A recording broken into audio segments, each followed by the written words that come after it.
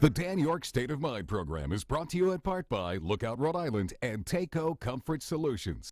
Good evening and welcome to my State of Mind. I am Dan Yorke. It's a pleasure to have you aboard, but it's not a pleasure these days for small businesses in Rhode Island. And although we have brought you at least a half a dozen conversations about this since COVID-19 hit our region and our country, it's going to continue to be a priority on the television show here and on my radio show on WPRO, because I believe, and many others do, that if we don't flood this economy with some liquidity for small businesses, we may survive the virus, but we may not survive economically. And it is clear that there is such a disconnect between what the business community on the ground is asking for and what the governor's response has been. Know that there was a petition drive that a couple of weeks ago finally got the attention of Governor Romaindo. Some 4,000 people electronically signed a petition at rismallbusiness.org.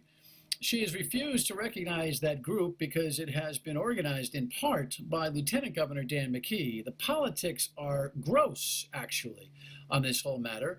While the governor has done a wonderful job on lowering the curve, and we'll never take that away from her, her response to the small business community has been, well, she's been dragged there. And last week she came up with a $50 million program. The ask from the small business community was minimally $125 million. It's restrictions galore, and it's a mess. So tonight we're going to talk about it. And so we visit with a couple of small businesses here in Rhode Island who have, come together with Lieutenant Governor Dan Mckee. His efforts early on the coronavirus spawned the Rhode Island Small Business Organization that has now, become a very viable entity in this state, no doubt. And it delivered 4,000 electronic signatures last week to the governor's office, and she responded with half a loaf, so to speak. And we're going to talk about whether the half a loaf is better than no loaf. Of course, you see on the bottom of the screen, Lieutenant Governor Dan Mckee. On your top left is Jen Ortiz. Her business is Executive Cuts. She was on the show with us a couple of weeks ago, lamenting this whole shutdown and the difficulties that she had during the peak COVID time here in Rhode Island. And Lori Guittari is the owner of a business called Visual Thrive. She's been a key player in the the benevolent organization of this Rhode Island Small Business.org movement. Long introduction. We'll get right to it. Lieutenant Governor, thank you for joining us. Give me, if you could, an executive summary of what first you were asking for along with the petition, if you could. Yes, so I think that it was a very simple ask, 10% of the $1.25 billion, as other states have appropriated those dollars. We know that the guidelines allow for the states or the governor to appropriate grants to small businesses who have been impacted by the COVID-19, economically impacted. And so the ask was to use 10% of the $1.25 billion, $125 million, get it out to 10,000 businesses, help them with easy to access grants, not complicated grants, and distribute it. I think it should be just evenly distributed throughout the state based on a population. Let the municipalities who want to help disperse the dollars have the opportunity to do it. And those who don't, let the state do it. But get the money out, get it out fast, and don't restrict it as, you can get into the details of what we got, but, restricting, and one example is a sole proprietor, which is Jen's one of those, not going to qualify for that application based on the current, restrictions.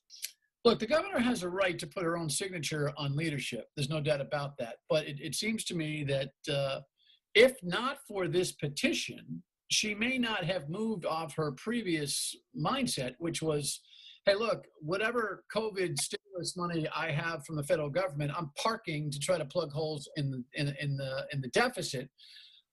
She argued transparently that was her philosophy, but this petition drive broke her down What she delivered, again, was half a loaf. But Lori, you had a hand in the organization of this petition drive.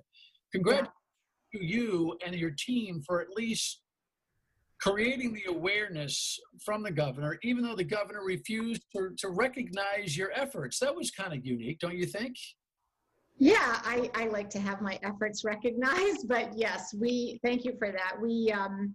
We created the coalition together with 3 companies. My company was one of them, and the lieutenant governor was the one who brought us together. So we were independently operating, doing things out of the need that we saw within our own business networks. So it was Visual Thrive, Trailblaze Marketing, and Oceanside Graphics, and we now came together around specific issues that the small businesses were experiencing and moved pretty fast and furiously around the Rhode Island Small Business Coalition and how it could coalesce together. And it gave us the opportunity to begin the petition. So we have over 4,000 signatures on the petition. And I think that, it pressured, I believe it pressured the group to move forward, actually to just start talking about small businesses and looking at them and not keeping them on the sidelines. Well, I'm not sure what you mean by group. I mean, the governor, you guys delivered this petition. The governor had to have known about it. I don't know whether, Lieutenant Governor, do you know if she actually took physical possession of the petition a week and a half ago? I know it got delivered to her office through the Capitol Police. I'm not sure whether she looked at it. We didn't get an official response from the governor's office that they received it. So yeah, I think that what Lori's talking about is the fact that all this activity is going on. The governor's saying that she's speaking to small businesses, yet we've accumulated thousands of small businesses that could be accessed at a push of a button. And it's not been recognized yet. And, that's unfortunate. And that's one of the reasons I think they're going to formalize the organization. All right, so we're going to get into the details in our next segment of what the governor actually came through with. But Jen, you've been out there pounding away. You were shut down with your haircutting business. And then when you were finally opened up, I know you had a monsoon of people who had long hair and had needs. But dropped off. How has your business been, by the way, since we last talked 3 weeks ago? It's dropped off even more, probably closer to 50-60%. A lot of days we don't have appointments, and since we're not allowed to take walk-ins, it's making things very difficult. But I'm not here just for myself. I know I am omitted from applying for the grants because I am a sole proprietor, which is a lot of people. A lot of people in my field are sole proprietors. So that's going to omit a lot of people. But also in part of her stipulations, it says that they must have a physical presence in Rhode Island. I don't know how to interpret that. Does that mean that they need to have a brick and mortar? Because then we have general contractors, we have painters, photographers, online businesses. I want to get into that question, but just on the status of your business, were you able to access unemployment, the $600 bonus, that kind of thing? Yes, I did. I was able to get unemployment, and I was able to get an EIDL loan. Okay. So those are other stipulations that they discussed on the Advisors on Business Restoration Board with Commerce, was that if we did receive any of those things, we might be excluded also from the grants. Yeah, this is part of the challenge. When we come back, we're going to talk about what the governor actually offered here, and then the timeline, which is a month away still from accessing this capital for small businesses. Right back on Dan Yorke State of Mind with our 2 business owners and Lieutenant Governor. Stay with us, please. Back to My State of Mind. I am Dan Yorke. You're watching this program on Wednesday evening, recorded on Tuesday afternoon. And things are moving quickly when it comes to the small business momentum in this state. It's not moving very quickly when it comes to the governor's office. So after this $125 million ask by businesses, the likes of which Jen Ortiz at the top of your screen and Guittari at the bottom of your screen run, and organized in part by the lieutenant governor, the governor came back with much less, a $50 million program 20% of which, I misspoke in the first segment, 20% of which is dedicated to minority businesses, a cap of $15,000 per business, which seems okay to me, but all sorts of what I feared to be use restrictions, plexiglass for restaurants, supplies, this, that. And by the way, they haven't finished doing the diligence on what they're going to require here. And I'm not sure, quite frankly, whether or not people can be reimbursed for those kinds of expenses. That is not, I'm not exactly sure whether that's going to happen. Poor Jen, not that I want to pity her, but poor Jen already bought $10,000 worth of stuff based on my notes from our last conversation, right, Jen? So, I mean, you're out that dough, and now you don't qualify for, at least at the beginning, for this dough. That's got to frustrate the living daylights out of you. Only solely because I'm a sole proprietor. I don't qualify. Yeah, and Lori, that restriction only puts out what large percentage of small business in this state? A huge one, right? Yeah, I mean, I think, well, so we're talking about the first round, $50 million. So one of the things that I like to keep saying is the press and the governor keeps saying it's 100 million, it's 100 million. And it is 100 million, but in the next, let's say 6 weeks, it's 50 million that we're talking about. So you're talking about weeks to develop the application, weeks to review and approve applications, and then I don't know how long it takes to get the money out to the small businesses. But so there's one level. And then the second level is the purposes that the businesses get to use that money for have already become a debt to the business. So for PPE or masks or hand sanitizer, if businesses are open, they've already spent that money. As a marketing organization, we've already made investments so that our team can operate remotely. And so we have new computers and new systems and making sure that we have Zoom so that we can continue all the business that we had initially. That's minimal compared to what other businesses are experiencing. But I think it's important to understand whether or not those monies, those grants can be put toward the debt that the business has already created for themselves. Expenses pre or post, I mean, they're COVID expenses. Right. I don't know, the lag, lag is a good thing in a golf swing. Other than that, it's not a good thing at all. No. The lag in the whole thing is incredible. And the $100 million program is also this other job training and this and that and blah, blah, blah. Dan, at some point, can we just talk about commerce, which is the economic arm for the governor, and Stefan Pryor, the commissioner, who's, he's a friendly enough chap, but I'll tell you, it's almost as if this program is designed to validate their existence. That they can literally just, we want to review this and we want to review that, we want to review this and we want to review that, and whether or not this is the applicable blah, blah, blah, da, da, da, da. And by the way, we're big on job training. Right now, people are gagging. They're looking for, You're right. they need 10, 15 grand like yesterday. And if a small business isn't smart enough to figure out how they can legitimately use a grant from the state to keep their business alive due to COVID, then they shouldn't even be in business in the first place. And that's a key, right? Like not trusting the business to make the decision for the business themselves. So how does someone come into a business that's been here for 5 years, 10 years, 20 years and say, we're gonna help you survive, but we're gonna say you can only use it for this, this, and this. I bet if you asked any business in the state of Rhode Island what they would use that money for, they'd have a quick and easy answer. Yeah, without a doubt. Dan, why the gobbledygook? Why? Yeah, Lori's point, your point, small businesses do not have to be coached. They don't have to be schooled in terms of knowing how to apply these dollars into help their businesses. And yet, the restrictions and the guidance that's coming from Commerce and the governor's office is very restrictive, and it doesn't allow the freedoms that you need, first, to get the money out quickly, and second of all, allow these businesses to determine what they want to spend the money on. Some may want to spend it on payroll, some may want to spend it on technology, some may want to spend it on PPE.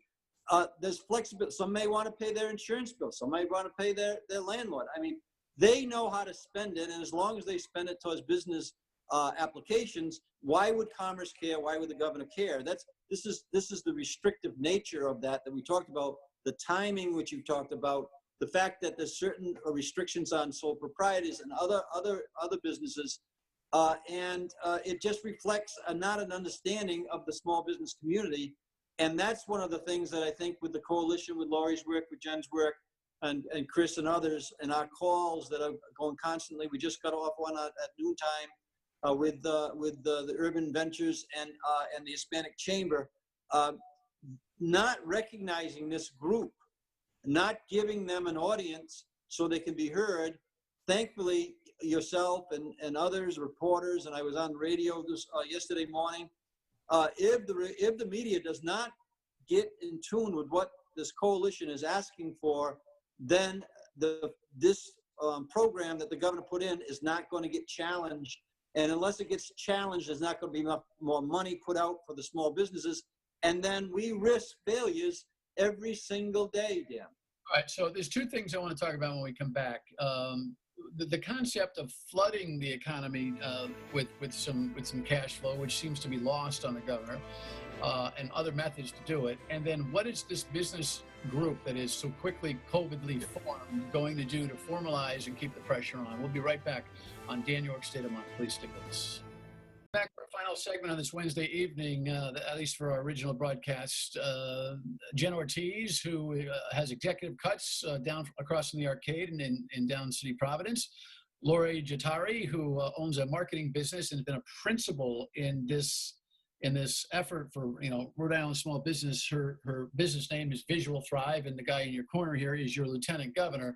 I'm not going to lament this disconnect between governor and lieutenant governor. We've had that conversation 16 times. Dan, real quick, in addition to the governor's office falling short on the stimulus money to small businesses, you have another grand idea, which I think is phenomenal, and that is to create couple hundred million, maybe larger loan program to businesses with a state guarantee. So if Jen needed 50 grand, she could go to Bank X, her local bank, who would have access to capital, and they've got capital, and be confident that they can loan to Jen because the state is guaranteeing the loan. That seems to be the kind of thing that would flood the economy with liquidity. And where's the conversation? Yeah, it's not happening, Dan. And the notion that a $20 million loan strategy, that the General Assembly passed legislation last year that they acted on. So this is not an add-on into the small business community, but 20 million does not meet the demand. Again, the supply doesn't meet the demand. The idea is to partner in with the banks, put a state guarantee in, couple that with an SBA guarantee that Mckee would said, and then put favorable terms out for the small businesses who decide that borrowing money to keep themselves in business makes sense. I think you could put $1 billion into the marketplace over the next 18 months and understand that every dollar that goes in, whether it's a grant or whether it's a loan favorable, it has a multiplier of about 4 times. So 125 million be worth about 500 million into the economy. $1 billion in loans would actually be putting like $4 billion into the economy. That should be done. Is the state capable of guaranteeing $1 billion? I mean, say you have 20, 30 bad debt. What happens? When they partner in with the SBA, you can leverage those guarantees 10 times. So, and then also with the SBA coming in, and Mark has said he can come in now, the exposure to the banks would be minimal. The thought of having Commerce manage these dollars, they can't get the money out the door fast enough on 50 million. How are they going to get the loans out? So you have the local banks, according to what my friends in the commercial banking tell me, they manage the accounts, they manage the loan portfolio, and it can be done very effectively. So yeah, you can leverage the guarantees, Dan. Okay, well, we'll keep working on that idea. Only got a couple of minutes here. Jen and Lori, Rhode Island Business, Rhode Island, RISmallbusiness.org is the website. That's where you can continue to sign the petition. It's not like you guys are done. You still have the same ask. It wasn't responded to in right kind by the governor. Where do you go from here, Lori and Jen, with your organization? We're going to continue to communicate with the thousands of businesses that are in the coalition. So there's two prongs here. One is making sure that the timing of this money is fast and happens quickly, and we change the number from 50 million to something higher. And secondly, it's being proactive, collaborative, and listening to the issues of the small businesses. So the intent of the nonprofit organization is to be issue-based and support the issues that are coming forward for small businesses. How long are you going to make it? Me? Well, I've been in business for 16 years. I opened my business without a loan, so I will make it until I retire. I would love to not be in a huge 30-year debt, but I'm not relying on anybody but myself. Well, yeah, I appreciate the, that kind of, Dan, last word, that reflects the tenacity of people who go into business for themselves. And right now, Yeah, they never give up. They never give up. I've had my back against the wall as well. We just never give up. You never give up. But this is extraordinary times, Dan. There's extraordinary measures. This is why the state needs to step up in an extraordinary way, and banks as well, and all the things that we've just talked about. So yes, we are resilient, we are persistent, and we never give up, as Jen just said. But there's a moment in time when it's extraordinary circumstances that people step in, like the state has in other states, and help our small businesses get through this. It's to everybody's advantage, Dan, like we've said before. all right, we'll be in touch. Again, Jen Ortiz, Executive Cuts Downtown. Go get a haircut from Jen. I am going to. Is go to rismallbusiness.org and see their work and support this effort for small business. And we'll touch base with Lieutenant Governor. Final word when we come back on Dan Yorke State. Pound away at the governor's office, looking for more freedom for small businesses to use the money for what they need, more capital, and the grander idea of infusing hundreds of billions, if not $1 billion, into this economy, something that is desperately needed. Thanks for tuning in on My State of Mind. And don't forget to tune in weekdays 3 to 6 on WPRO Radio.